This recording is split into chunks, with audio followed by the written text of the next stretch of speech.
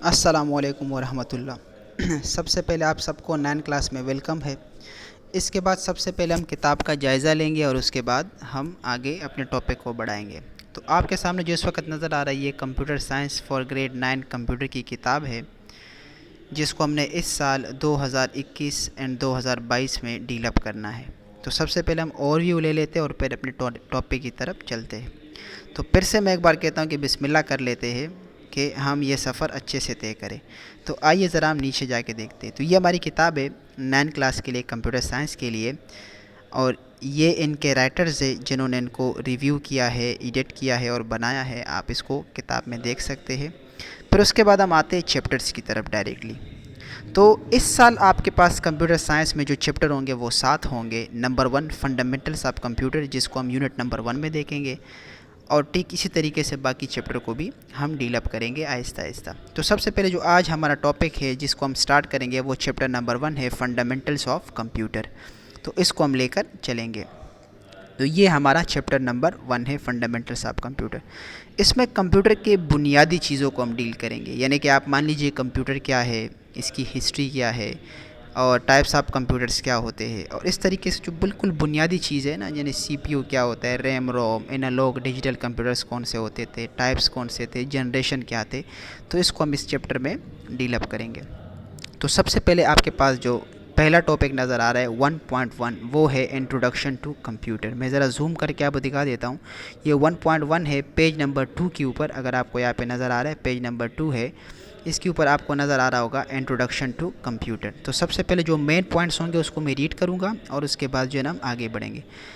तो अगर आप इसके शुरू के डाई लाइन पढ़ेंगे तो इसमें लिखा हुआ है, a computer is an electronic data processing machine और device that perform processes calculation and operation based on instruction provided by a computer. क्या मतलब है इसका? एक सिंपल सी मीनिंग है, कंप्यूटर क्या है आपके पास? इलेक्ट्रॉनिक प्रोसेसिंग मशीन है, यानी कि बिजली से चलने वाला एक मशीन है। हाँ, कुछ लैपटॉप चार्ज ज़रूर होते हैं मगर वो भी बिजली की तरफ से ही चार्ज होते हैं। ठीक है। और ये करते क्या है? आपके डेटा को प्रोसेस करते हैं। देखिए डेटा क्या चीज़ होती है, इसको हम डिटेल से तो पढ़ेंगे ही पढ़ेंगे, लेकिन फ़िलहाल के लिए डेटा क्या आपके पास? रॉ फैक्ट्स होते हैं। मतलब आप मान लीजिए कि आपने मार्केट से कोई कपड़ा ख़रीद लिया। अब ये कपड़ा हम ओढ़ के नहीं पहनते, बल्कि क्या करते हैं? इसको प्रोसेस करवाते हैं, दर्जी को देते हैं, फिर इसको प्रोसेस करवाते हैं, इस पर बटन लगते हैं, इसको सिया जाता है और उसके बाद ये पहनने लायक बन जाता है। यानी कि हमने क्या किया? इसको प्रोसेस करवाया। जो पहले हमारे पास सिर्फ कपड़ा था वो डेटा था, और हमने उसको प्रोसेस करवाया। वैसे प्रोसेस करवाने के बाद वो डेटा आपके पास इन्फॉर्मेशन बन जाता है।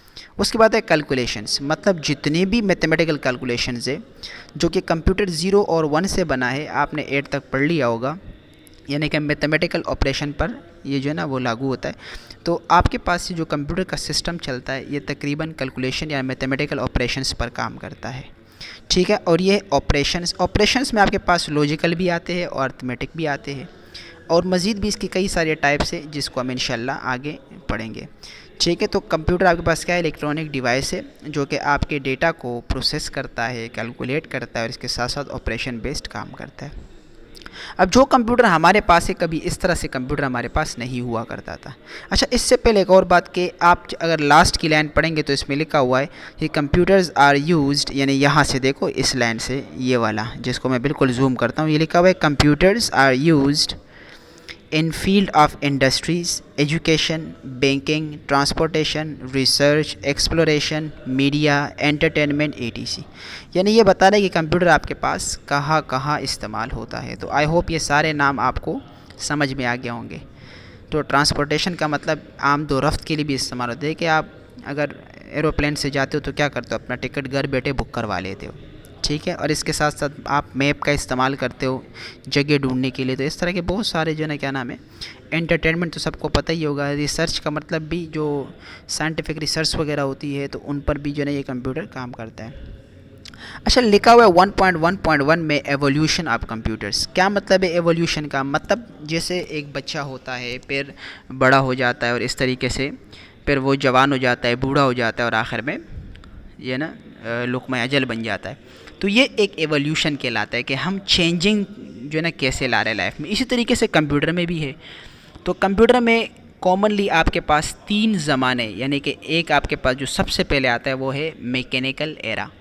यानी जिसको हम डार्क एज भी कहते हैं। डार्क एज इस वजह से कहते हैं कि ये उस वक़्त की इजादात है जब कंप्यूटर बिल्कुल अपने इनिशियल स्टेज पर था। यानी इस वक्त कंप्यूटर को समझने वाले, जानने वाले ना होने के बराबर थे, और कंप्यूटर इस शक्ल में तो था ही नहीं जैसे हुआ करता है। इसमें सबसे पहले आपके पास आ रहा है, अच्छा इसमें जो पैराग्राफ में लिखा हुआ है, man have been trying to invent machines that can solve mathematical problems. मैं आपको एक बात बता दूं कि पुराने वक्त में जब हमारे पास ये चीज़ जिसको हम एबक्स कहते हैं, मैं जूम करके दिखा रहा हूँ, ये एबक्स कहते हैं हम इसको, जब ये भी नहीं हुआ करता था तो इंसान अपनी उंगलियों पर गिना करता था और उससे पहले पत्थरों पर गिना करता था, ठीक है। लेकिन बाद में इन्होंने इस तरह का एक मशीन बनाया जिसमें बीड्स, यानी ये जो आपको रेड कलर के, येलो कलर के, पर्पल कलर के नज़र आ रहे हैं रेड, तो ये आपके पास बीड्स कहलाते हैं, और ये हर एक रोड में 10 होते हैं, यानी और 10 रोड 10 बीड्स, यानी कि 100 बीड्स। और ये इन हिसाब से जो है इनको काउंटिंग किया करते थे प्लस माइनस की, अगर लेफ़्ट साइड पे करो तो प्लस किए जाएंगे, राइट साइड पे करो तो माइनस किए जाएंगे। तो इस तरीके से सबसे पहला बना हुआ कंप्यूटर एबक्स माना जाता है, और तारीख़ में लिखा जाता है कि ये करीबन 5000 साल पहले बनाया गया था, और इसकी मकबूलियत चाइना में, हांगकॉन्ग में, और इसके साथ साथ अमेरिका जो उस वक्त नहीं था, उसको जो भी इलाके थे उसमें थोड़ा सा ये मकबूल था, यानी चाइना का नाम ज़्यादा आता है। तो एबक्स पहला मैकेनिकल एरा यानी डार्क एज का पहला कंप्यूटर माना जाता है। अब आप भी देख के हैरान होंगे कि भला ये कैसा कंप्यूटर था। तो इसकी मिसाल ऐसी है कि कंप्यूटर के डेफिनेशन में एक लफ्ज़ आ रहा है कैलकुलेशन। ये इसी वजह से आ रहा है कि हमेशा इंसान गिनने का आदी रहा है, हम भी चीज़ें गिन गिन कर रखते हैं, उम्र भी गिनते हैं, दिन भी गिनते हैं, महीने भी गिनते हैं, पैसे, रुपया, दौलत, जायदाद भी गिनते हैं, हर चीज़ हम जो है ना हम गिन के रखते हैं, गिन के इसका हिसाब किताब करते हैं। तो सबसे पहले जो एबक्स बनाया गया था, ये कंप्यूटर के डेफिनेशन कैलकुलेशन की वजह से हमारे पास आया था। इसके अंदर बहुत सारी चीज़ें लिखी हुई है जो मैंने बताई, आप इसको पढ़ लीजिएगा। उसके बाद आता है नेपियर बोन। जॉन नेपियर जो कि स्कॉटलैंड का एक मैथमेटिशियन था, इसने एबक्स को देख कर जो है ना एक और मशीन बनाई थी, और ये मशीन भी वज़न के हिसाब से और उसके हिसाब से बड़ी छोटी थी, यानी कि इतनी बड़ी मशीन नहीं थी और इतनी कोई ज़्यादा एडवांसमेंट भी नहीं थी। अलबत्ता उस वक्त एक कंप्यूटर में इसको भी कंप्यूटर माना जाता है, और ये भी क्या करता था, ये स्मॉल कैलकुलेशंस वगैरह के लिए ये इस्तेमाल होती थी। मैं आपको इसकी तस्वीर दिखा दूँ, आपकी किताब में ये तस्वीर मौजूद है।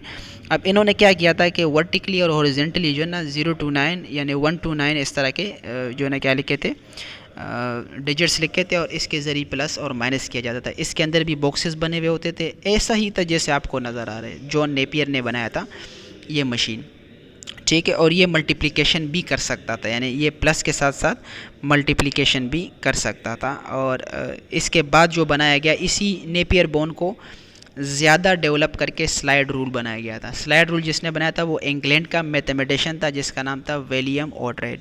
Invented a slide rule, this was basically a pair of 2 movable rules placed side by side. अच्छा, ये क्या था आपके पास, ये जो आपके पास मशीन बनाया गया था, ये वाला मैं आपको दिखा देता हूँ। ये स्लाइड रूल, ये ऐसे ही था जैसे आजकल हम लोग वर्नियर कैलिपर या स्क्रू गेज का इस्तेमाल करते हैं कैलकुलेशंस वगैरह के लिए। इसमें 2 स्केल हुआ करते थे, एक मूवेबल स्केल होती थी, यानी आपको जो थोड़ी सी बाहर नज़र आ रही है, यानी ये वाला हिस्सा, ये बड़ा वाला, ये वाला हिस्सा, ये मूवेबल कहलाता था, और वो दूसरा जो है ना फिक्स्ड होता था। और फिर जहाँ पर हमने इसको मैच करना होता था, ये जो ग्लास टाइप का आपको स्क्वायर शक्ल नज़र आ रहा है, रेक्टेंगुलर शक्ल नज़र आ रहा है, इसको हम रोक लेते थे और यहाँ से कैलकुलेशन करते थे, तो फिक्स कैलकुलेशन आती थी डेप्थ वगैरह मालूम करने के लिए, और जो भी हमने कैलकुलेशन करनी होती थी। अलबत्ता इसके अंदर सलाहियत थी कि ये मल्टीप्लाई के साथ साथ डिवाइड, नंबरों को डिवाइड भी कर सकता था, यानी कि थोड़ी सी और जिद्दत आ गई। पहले बक्स में प्लस माइनस था, फिर जॉन नेपियर ने इसमें मल्टीप्लाई डाल दिया, और फिर स्लाइड रूल ने डिवाइड भी डाल दिया। अब बारी आती है फ्रेंच, यानी फ्रांस के रहने वाले एक मैथमेटिशियन जिसका नाम था ब्लेस पास्कल। इन्होंने एक मशीन बनाया जिसको नाम दिया पास्कलाइन। कुछ किताबों में इसको पास्कल कैलकुलेटर के नाम से भी जाना जाता है, और ये सन 1642 में बनाया गया था। और इसकी शक्ल कुछ इस तरह डब्बे की है कि इसके अंदर व्हील बने हुए होते थे, और अंदर मैकेनिज़्म वही होता था जो पुराने सिस्टम्स में होता है, लेकिन इनका प्लस माइनस मल्टीप्लाई डिवाइड करने का तरीका पहले वाले कंप्यूटर यानी जो डार्क एज में कंप्यूटर थे इससे काफ़ी अच्छा था, यानी कि उसके मुकाबले में अच्छा था। तो ये आपके पास पास्कलाइन आता है। अच्छा, इसको थोड़ा सा पढ़ लेते हैं क्योंकि पास्कलाइन के बारे में कभी कभी ब्लैंक्स भी आ जाता है। लिखा हुआ है, French mathematician Blaise Pascal invented a mechanical calculator which was called Pascaline. He develop this machine to help his father. अच्छा, ये बात बड़ी जनरल नॉलेज की बड़ी इंपॉर्टेंट है कि इसके वाले जो थे ना वो टैक्स कलेक्टर थे, यहाँ पे लिखा है बाकायदा, ठीक है, टैक्स कलेक्टर थे और वो टैक्स कलेक्ट करते। तो उसने अपने वालिद की मदद करने के लिए मशीन बनाया था ताकि मेरे वालिद की मदद हो सके और वो क्या कर सके, वो जो है ना इस मशीन का इस्तेमाल करके उसकी जो भी कैलकुलेशन या जो भी सिस्टम होता है टैक्स इकट्ठा करने का उस ज़माने का, तो उस हिसाब में उसकी हेल्प कर सके। तो इसने अपने वालिद के लिए बनाया था। उसके बाद आपके पास एक और साइंटिस्ट आता है जिसका नाम है लाइबनिज़। तो लाइबनिज़ ने भी एक कैलकुलेटर बनाया था, ठीक है, और ये जर्मन यानी जर्मनी का मैथमेटिशियन जिसका पूरा नाम था गोटफ्राइड विलियम लाइबनिज़, इसने बनाया था। और इसने जो है ना क्या नाम है, उन तमाम को इकट्ठा करके एक ऐसा मशीन बनाया जिसमें अर्थमेटिक सारे ऑपरेशन इस्तेमाल होते थे, यानी जिसमें एडिशन, मल्टीप्लिकेशन, डिवीज़न, सब्ट्रैक्शन सब कुछ ही इस्तेमाल होता था। तो इन्होंने ये वाली मशीन बनाई थी। मैं आपको दिखा दूँ, ये उस ज़माने की एडवांस्ड मशीन हुआ करती थी, यानी कि ये उस ज़माने की 200 साल में सबसे एडवांस कैलकुलेटर माना जाता था।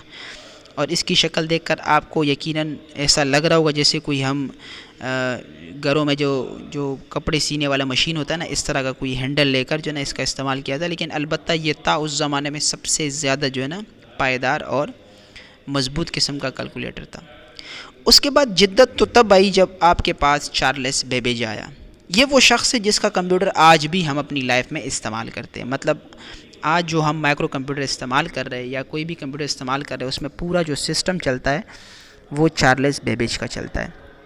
चार्ल्स बेबेज आपके पास इंग्लैंड का एक मैथमेटिशियन था, एक इंजीनियर था और एक बेहतरीन मैकेनिक भी था जो मशीनों को जो है ना वो जोड़ना तोड़ना जानता था। ये वो शख्स है जिसको आज भी 2021 में फ़ादर ऑफ मॉडर्न कंप्यूटर कहा जाता है, यानी कि मॉडर्न कंप्यूटर का फ़ादर आज भी इसको कहा जाता है। जबकि अजीब बात तो ये कि इसने कंप्यूटर की बनावट की इब्तिदा 1822 यानी कि आज से करीबन 199 साल पहले या 200 साल पहले इन्होंने इस कंप्यूटर को बनाया था। इन्होंने 16-17 साल में जो सिस्टम्स बनाए, उन्होंने पिछले मैकेनिकल एरा को बिल्कुल ख़त्म कर दिया। इन्होंने इतने आला सिस्टम्स और मशीन्स बनाए। अच्छा, कुछ किताबें इनको कंप्यूटर या कैलकुलेटर नहीं बल्कि मशीन का नाम देती है, ठीक है, या इंजन्स का नाम देती है। वजह ये कि इन्होंने पूरा निज़ाम ही बदल दिया था पुराने कैलकुलेटर का और उन्होंने नई जो है सिस्टम। अच्छा, आज जो हम CPU इस्तेमाल करते हैं, ये पूरा कॉन्सेप्ट भी चार्ल्स बेबेज ने अपने 2 मशीन के अंदर दिया था, जिसकी तस्वीरें भी आपको नज़र आ रही होगी, ये वाली। एक है डिफरेंस इंजन, ये पहला वाला, और फिर उसके बाद एनालिटिकल इंजन। अच्छा, एक बात यहाँ पे काबिल गौर है कि चार्ल्स बेबेज ने इन दोनों को कंप्लीट नहीं किया था। पहला वाला जो था डिफरेंस इंजन, ये मुकम्मल हो चुका था लेकिन इस पर कुछ इतराज़ात थे। अलबत्ता इतराज़ात, ये मशीन बहुत ज़्यादा पायदार था और इसका इस्तेमाल बहुत जो है ना कॉमनली होने लगा था उस वक़्त।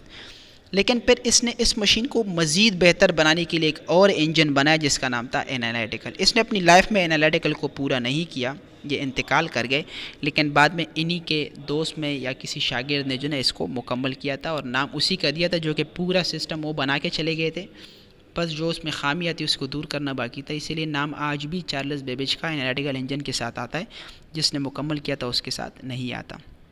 तो ये आपके पास चार्ल्स बेबेज की कहानी थी। अच्छा, जो ALU है, अर्थमेटिक लॉजिकल यूनिट्स, यानी CPU के अंदर जो 3 इंपॉर्टेंट चीज़ें होती है, ALU, CU यानी कंट्रोल यूनिट और MU यानी मेमोरी यूनिट। इसके बाद काशे भी होते हैं, रजिस्टर्स होते हैं, उस पर हम बात करेंगे इंशाल्लाह वीडियो नंबर 2 में। लेकिन फ़िलहाल के लिए हमारे पास क्या है कि चार्ल्स बेबेज ने ही वो कॉन्सेप्ट दिया था CPU का। उसके बाद हमारे पास दूसरा आता है मिडल एज, जिसको हम इलेक्ट्रो मैकेनिकल एरा कहा जाता है। अच्छा, यहाँ पर जो कि अब बहुत सारी तरक्की हो चुकी थी, चार्ल्स बेबेज जिसको आज भी हम मानते हैं, इसने एक पूरा सिस्टम बना के चले गए थे, कंप्यूटर के निज़ाम को ही बदल दिया था। तो उसके बाद आपके पास है हेरमन हेलोरेट टेबलेटिंग मशीन बनाया था उसने, ये वाला। आहिस्ता आहिस्ता हम इसमें क्या करते चले गए, माउस और कीबोर्ड वगैरह का टाइपिंग जो उस वक्त सिस्टम है, इसका कॉन्सेप्ट हम बदलते चले गए। अलबत्ता स्क्रीन का निज़ाम आपको जो नज़र आ रहा होगा बड़ा अजीब है, ऐसा लग रहा हो जैसे इस पर घड़ियाँ काम करे, लेकिन असल में ये सब कैलकुलेशंस किया करती थी। और ये एडवांस मैथमेटिक्स में, फिर कह रहा हूँ कि उस वक्त का जो एडवांस मैथमेटिक्स था उसकी कैलकुलेशन को ये करती थी। अच्छा, इसके अगर आप कुछ स्टार्टिंग के पढ़ लो, जैसे लिखा it was invented by American inventor Herman Hollerith in 1890। Herman जो हेलोरेथ था उसने 1890 में सिस्टम बनाया था और इसके नीचे लिखा है बिकॉज ऑफ हेरमन टेबलेटिंग सेंसस। अच्छा, सेंसस का मतलब होता है, अच्छा इसने पहली मरतबा ये जो मशीन था इसको सेंसस में इस्तेमाल किया था। सेंसस को उर्दू में कहते हैं मरदमशुमारी। पाकिस्तान में या दूसरे ममालिक में जो 5 साल बाद, 8 साल बाद, 10 साल बाद मरदमशुमारी की जाती है कि कितने लोग ज़िंदा है, किस उम्र के लोग हैं, कितने लोग इंतकाल कर गए। जो इंतकाल करते हैं उसको मरदम निगारी में डाला जाता है, और जो लोग ज़िंदा होते ज़मीन पर होते उस मुल्क के क्राइटेरिया में आते हैं, चाहे गांव हो शहर हो, उसके जो लोग काउंट होते हैं उसको हम सेंसस कहते हैं, मरदमशुमारी कहते हैं। तो इसमें इसने सबसे पहले इसको इस्तेमाल किया था। अच्छा, इस ज़माने में यानी कि इलेक्ट्रोमैकेनिकल एरा में ज़्यादा इन्वेंशन इसलिए नहीं हुई थी क्योंकि डायरेक्टली कंप्यूटर बिल्कुल बदलता चला गया था उसी चार्ल्स बेबेज की वजह से, और फिर आगे पास आ गया इलेक्ट्रॉनिक एरा।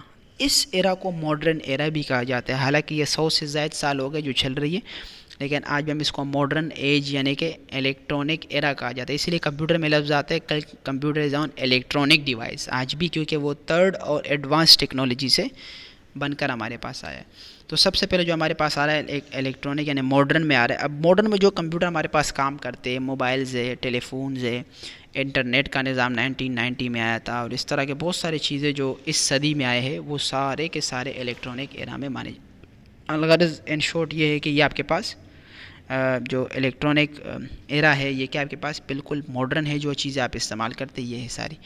अगले वीडियो में इंशाल्लाह हम जनरेशन पढ़ेंगे। तो अब तक के लिए अल्लाह हाफ़िज़, जज़ाकल्लाह, शुक्रिया, अपना ख़याल रखिएगा।